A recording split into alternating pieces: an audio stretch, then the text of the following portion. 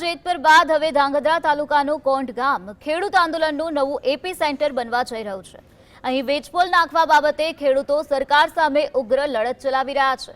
ખેડૂતોનું કહેવું છે કે સરકારનો નવો પરિપત્ર તેમને મંજૂર નથી અને 400% વળતર મળશે તો જ તેઓ તેને સ્વીકારશે। ભાજપના આગેવાનોએ મુખ્યમંત્રીને મળીને ખેડૂતો ખુશ હોવાની રજૂઆત કરી હતી, જેનો ખેડૂતોએ સખત વિરોધ કર્યો છે। ખેડૂતોના આક્ષેપ મુજબ તે આગેવાનો સાથે તેમને કોઈ લેવા દેવા નથી। આવતીકાલથી જિલ્લાના તમામ ગ્રામ્ય વિસ્તારના ખેડૂતો આ સમર્થનમાં જોડાશે।